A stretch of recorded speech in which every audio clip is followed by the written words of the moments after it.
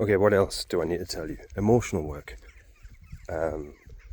So everybody's on mental health, right? But that's not the holistic story, okay?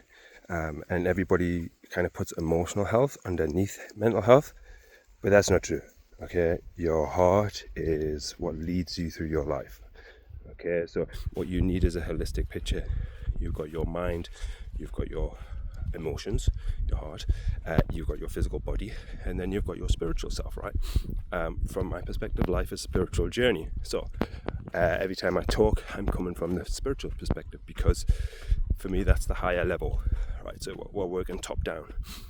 If you've got a problem in your life, you need to look at the spiritual side of things in order to fully resolve that problem, or it keeps coming back until you resolve it, right? So this is where you can feel your life is looping or repeating itself, because you're thinking you're fixing it, but you're not looking at the spiritual aspect of it. So you're not actually fixing it, you're just putting like elastoplast over a big wound. To heal the wound, you got to go and look at the spiritual side and heal the wound there. And that quite so, because of the focus on mental health, people are not looking at emotional health, so you're not building a holistic picture of how to heal yourself, right? So emotional healing is about releasing. We're going to talk about energy as well, right? It's about releasing the energy of your emotions. So during your life you have reactions to events, and that causes an emotion. And if that emotion is very, very negative, it will create an event, an emotional event, an emotional block that you will get past if you navigate it successfully, but it will remain a block if you don't.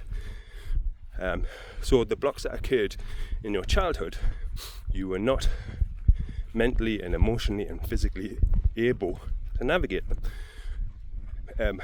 The main reason being that nobody around you knew how to navigate their own emotional issues, so no one was able to teach you how to navigate around yours. I'm going to tell you how. Right, so the way to navigate your emotional issues is the same way you navigate your physical issues or your mental issues. Physical is an easy example, right? If you have an injury, you'll do rehabilitation, and then you'll do exercise, and then you'll get back to full mobility. And it's the same with your emotions. If you have an emotional incident, you have to go through a period of rehabilitation and then exercise to get back to your emotional healthy self. So I tell people to vent regularly, right? So you can do healthy venting, and I don't mean going to the gym and just punching things, because that isn't really, well, it helps some people, but what I mean is kind of what I would tell my children is to grab a pillow, stick your face in the pillow, think about that event, and just scream and scream and scream and scream in that pillow until you feel like you're getting it out. And that in itself is enough to help move you forward. Now, the bigger the event, the more the screaming you're going to have to do, right? So if it's just a daily thing where someone's upset you that day, go and scream it out in the pillow, because if you don't take it out, it stays in, right? And everything that stays in adds to what is already within you. So you have a build-up, and over time you have a bigger and bigger build-up until you explode, and then you don't know why you're exploding, right? So a little scream in the pillow every day over every or not every event, but events that upset you enough, helps you build a routine of healthy venting, so you never really get to the point of mass explosion, right?